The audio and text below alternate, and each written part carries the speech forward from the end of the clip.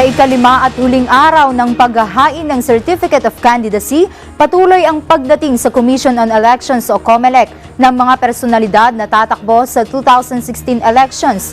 Ngayong umaga, kabilang sa mga naghain ng COC sa pagkasenador sina dating Energy Secretary Jericho Petilla at dating TESDA Chief Joel Villanueva. Kumuha tayo ng update kay Gerald Tagbo. Gerald.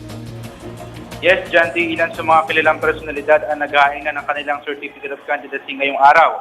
Una na riyan si dating Special Action Force Chief Getulio Napeña sa tatapong senador. Sa ilalim ng United Nationalist Alliance, si Vice President Jejomar Binay.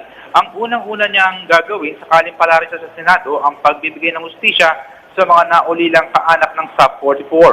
Opisyal na rin lalawak sa senatorial race ang batikang broadcaster na si Ray Langit na tatakbo sa ilalim din ng una. Bukod sa mga ito, ilan pa sa mga senatorial slate ng Liberal Party ang nag-file na rin kaninang umaga. Gaya din na dating Energy Secretary Jericho Petilla at dating TESDA Chief Joel Villanueva. Tatakbo sa ilalim ng Nationalista Party si Susan Tuts Ople at ipaglalaban raw niya sa Senado ang kapakanan ng mga overseas Filipino workers.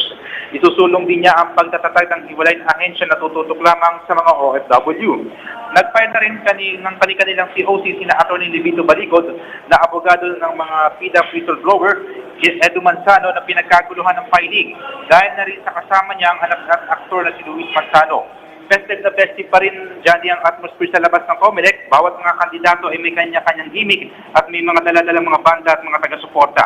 Nagtitipon pa rin ang mga supporters ni dating si Davao City Mayor Rodrigo Duterte at umaasa sila na sa mga huling oras ng filing ay magpapakita ang alkalde at maghahain ng kanyang kandidatura sa pagkapangulo. Inaantabayan sa ngayon sa last day ng filing si Senadora Miriam Defensor Santiago na tatakbo sa pagkapangulo at maya-maya lamang ay ihahain na ni Sarangani Representative Manny Pacquiao ang kanyang COC para sa pagkasenador.